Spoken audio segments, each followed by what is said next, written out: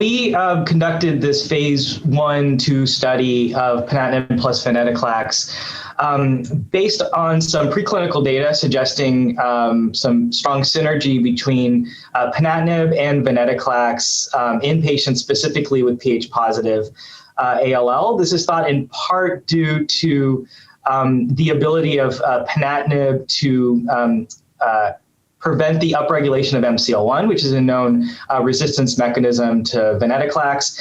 And we chose Ponatinib because this is the most potent TKI that we have available currently for Ph-positive ALL. So in the phase 1 study, we evaluated various dose levels of Venetoclax, specifically 400 milligrams and 800 milligrams. We did not have any dose-limiting toxicities, and ultimately 800 milligram daily dosing of Venetoclax was found in the phase 1 portion of the study to be the recommended phase 2 dose, which we're now evaluating. We've treated 9 patients to date, so 3 patients with the 400 milligrams of Venetoclax, 6 with the 800 milligram daily dose of Venetoclax.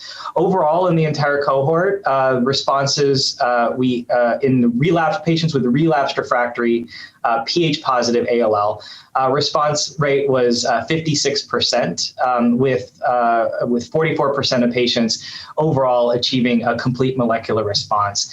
And it's important to note that these were very heavily pretreated patients, the majority of whom had had prior Ponatinib, majority had had prior blinatumomab, and majority have had prior transplant. So we were encouraged by these response rates, particularly in light of the very heavily pretreated population, including with prior Ponatinib exposure. Although the numbers are limited, when we look at the responses between the 400 milligram and the 800 milligram daily dose of Venetoclax, we didn't have any formal responses with the 400 milligram daily dose, although there were only 3 patients. Among the 6 patients treated with 800 milligrams, all but 1 responded, so that's an 83% response rate in the 800 milligram daily dose. So there may be a dose-dependent effect of the Venetoclax as well. Overall, the estimated 1-year survival was 63%, and no relapses have occurred to date. And although the follow-up is still relatively short, the 6-month relapse-free survival is 100%. And when you look at the data from single-agent Ponatinib, 1-year progression-free survival is less than 10%. So it looks so far that these responses are likely more deeper and more durable than you see with Ponatinib as a single agent in the relapsed refractory setting.